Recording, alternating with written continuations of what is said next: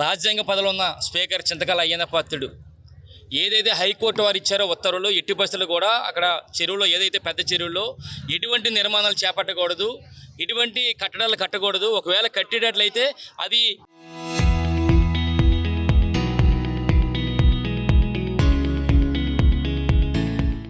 Court ముందు ఉంచిన తర్వాత పర్మిషన్తో చేయాలని చెప్పడం జరిగింది. ఈరోజు చూస్తే 1వ తారీఖున ఆర్డర్ ఇచ్చారు. 1వ తారీఖు నుంచి 24 వరకు కూడా ఏమీ చేయలేదు. 24వ తారీఖున ఎవరైతే చీఫ్ జస్టిస్ గారు రిటైర్ అయ్యారో, రిటైర్ అయిన దగ్గర నుంచి 25 నుంచి స్టార్ట్ అయ్యింది. 25 స్టార్ట్ చేశారు, 26 స్టార్ట్ చేశారు, 27 నిన్న ఏదైతే లోడ్లు వచ్చినాయో మొత్తం అందుకే సిమెంట్ కానీ ఐరన్ కానీ అన్నీ కూడా ఇసుక కానీ వచ్చినప్పుడు వెంటనే ఫోటోలు అవి తీసి నిన్న స్పందనలో నేను కలెక్టర్ గారికి, ఎస్పీ గారికి కంప్లైంట్ చేశాను. నేను సరే ఎలా జరుగుతుంది, కోర్టు ఉత్తర్వులు ఉన్నప్పుడు కూడా ఎలా జరుగుతుందని చెప్పి కూడా చెప్పడం జరిగింది. రాత్రి మేము ఏదో ఫంక్షన్ కింద వెళ్తూ అటు నుంచి రావడంతో అక్కడ లారీలన్నీ కూడా అన్లోడ్ అవుతుందని చెప్పి తెలిసి ఒకసారి చూద్దామని చెప్పి అటు వెళ్ళినప్పుడు అక్కడ ఏదైతే ఎట్టి పరిస్థితులు కూడా కోర్టు ఇచ్చింది ఏంటంటే ఎట్టి పరిస్థితులు కూడా అక్కడ నిర్మాణాలు చేపట్టకూడదు అనేది చెప్పడం జరిగింది. అయినప్పటికీ కూడా దానికి విరుద్ధంగా స్పీకర్ అయ్యన్న పాత్రుడు దానికి విరుద్ధంగా అక్కడ లారీలన్నీ కూడా లోపల పెట్టి అక్కడ డంపింగ్ చేస్తున్నాడు. అన్నీ కూడా పిక్క శాండ్ కానీ ఇవన్నీ కూడా చేస్తున్నాడు. దాని వెంటనే మేమన్నీ కూడా అక్కడ సిఐ గారికి చెప్పడం జరిగింది. సిఐ గారు ఎస్ఐ గారిని పంపించారు. ఎస్ఐ గారు వచ్చేసరికి అక్కడ ఉన్న టీడీపీ గూండాలందరూ కూడా, అయ్యన్న పాత్రుడు గూండాలందరూ కూడా రావడం జరిగింది. దాంతోపాటు మా వాళ్ళు కూడా ఉన్నారు. వాళ్ళు ఏదో అటాక్ ఇవ్వకపోతే మా వాళ్ళు కూడా వాళ్ళ మీద అడ్డుకోవడం జరిగింది. తర్వాత ఎస్ఐ గారు మమ్మల్ని కారులో పంపించే ప్రయత్నంలో మేము కారు ఎక్కి వస్తున్నప్పుడు వెనకాల అద్దాలు కూడా చెప్పడం పగలగొట్టడం జరిగింది. అంటే ఇది ఏంటంటే అయ్యన్న పాత్రుడు ఏమనుకున్నాడు అంటే ఎలాగా మేమే కదా ఉన్నాం, స్పీకర్ కదా, అధికారం ఉంది కదా, ఏం చేసినా పర్లేదు అనుకున్నాడు. 2 సంవత్సరాలు చూసాం. ఈ 2 సంవత్సరాలు కూడా మరో 3 సంవత్సరాలు కూడా చూస్తాం. చూసిన తర్వాత జగనన్న ముఖ్యమంత్రి అయిన వెంటనే ఏదైతే నువ్వు అరాచకాలు చేసావో, ఏదైతే గూండాయిజం చేసావో అవన్నీ కూడా వడ్డీతో సహా చట్టపరంగా ఇచ్చేస్తామని చెప్పి అయ్యన్న పాత్రుడు చెప్పడం జరుగుతుంది.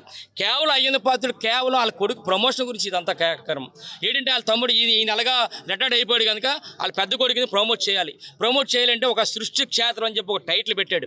టైటిల్ పెట్టి ఎవరిదంటే చెరువు, అది ప్రభుత్వానికి చెరువు. మరి అక్కడ ఉన్న విగ్రహాలు కానీ, చుట్టూ విగ్రహాలు కానీ ఎవరంటే స్పాన్సర్డు జిఎంఆర్ వాళ్ళు.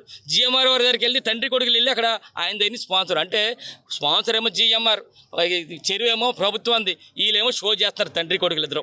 ఇది ఒక సృష్టి క్షేత్రం అని చెప్పి అంటే ఒకటే అడుగుతున్నా అయ్యన్న పాత్రుడిని, ఈ సృష్టి క్షేత్రం పెట్టే కదా, ఈ 40 సంవత్సరాల నుంచి ఉన్నావు కదా నువ్వు, ఈ 40 సంవత్సరాల్లో ఈ సృష్టి క్షేత్రాన్ని ఎందుకు పెట్టలేకపోయింది అడుగుతున్నాం. అంటే కేవలం ఎన్నికల స్టంట్, నువ్వు ఎలాగ రిటైర్ అయిపోతున్నారు కనుక ఈ సృష్టి క్షేత్రం పేరుతో ఇన్ని ఎస్టాబ్లిష్ చేయాలి కొడుకుదని చెప్పి తాపత్రంతో చేస్తున్నాడు. ఇదొకటి.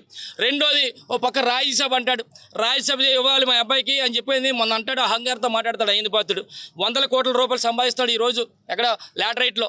100 కోట్ల రూపాయలు సగం 50% ఏదైతే యువనాయకుడు ఉన్నాడో ఎవరో అమరావతిలో ఆ నాయకుడికి ఇస్తాను, ఎట్టి పరిస్థితులు కూడా రాజ్యసభ సీటు వస్తుందని చెప్పి గర్వంగా అహంకారంతో మాట్లాడుతున్నాడు అయ్యన్న పాత్రుడు. మరి ఎక్కడ ఎవరైతే అమరావతిలో యువనాయకుడు ఉన్నాడో మాకు తెలియదు కానీ, వాళ్ళకి ఇస్తున్నాడో లేదో మాకు తెలియదు కానీ, వాళ్ళ పేరు చెప్పి 100 కోట్ల రూపాయలు దోచేస్తున్నారు. అంటే దీన్ని బట్టి ఏంటంటే 100 కోట్ల రూపాయలు ఇస్తే రాజ్యసభ వస్తుందా మాకు అర్థం కావట్లేదు.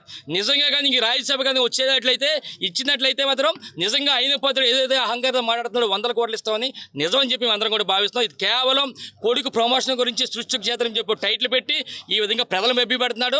ఇదంతా 40 సంవత్సరాల నుంచి ఏం చేశాడు అంటాను.